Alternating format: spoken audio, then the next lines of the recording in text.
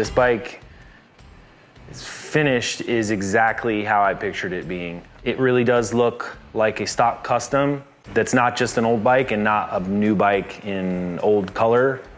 It's just a kind of a nice mix. My name's Oliver Jones. We're here in Long Beach, California at my shop. I go by the Cutrate. The short version is I was living in Tokyo at the time. I saw a lot of motorcycles there on the street and thought to myself, when I go back to the US, whenever that is, I'm gonna build a bike. Fast forward a bunch of years, I got home, got a place, got a little garage, and I decided, okay, now is the time I'm gonna do it. So I went out and bought a bike and literally just started that day.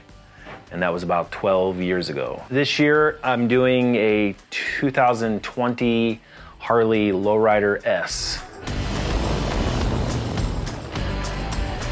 My first new bike, my first fuel-injected bike, my first new, anything this new, this is all foreign to me, actually.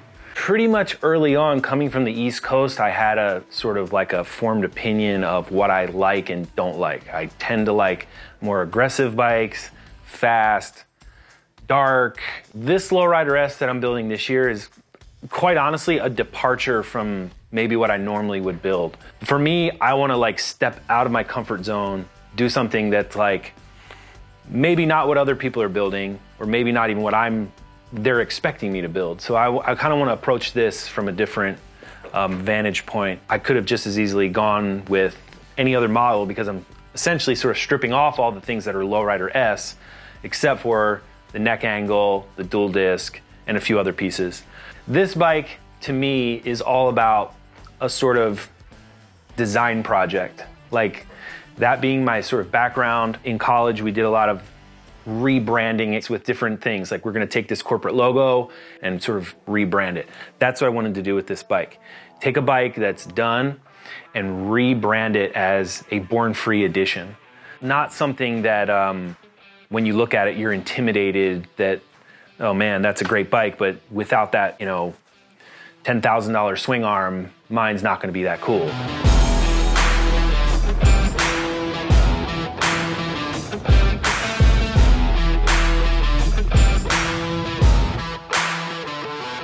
To me, the success with this would be that you don't know. You really don't know what I did.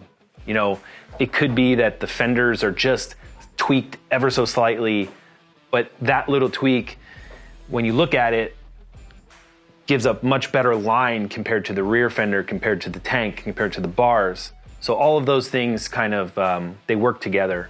The wheels are probably one of the bigger endeavors on this thing. So I took 90s era Thunderstar, factory Thunderstar wheels. Clearly those are not modern day sizes and would look totally wrong on this bike.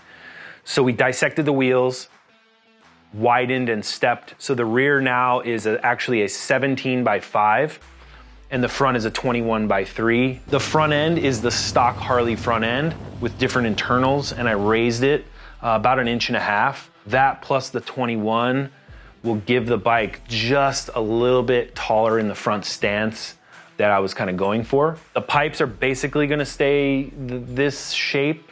The bars and risers are actually aftermarket. I went with just 6-inch risers and a taller bend bar than the factory bars. So I kind of split the difference between the height in the bar and the height in the riser to get the overall that I wanted.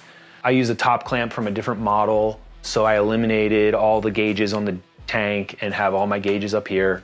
But again, just kind of tweaking the dimensions enough to where it's not gonna stand out too much, but I think overall it'll lend itself.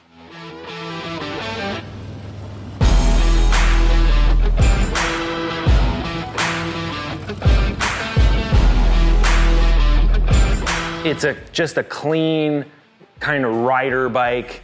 There's no extra, standing pads on the back and things for wheelies and that kind of stuff. It's more just clean, FX heritage basically, and somewhat modernizing it and somewhat taking from the past and just making a nice clean hybrid of the both.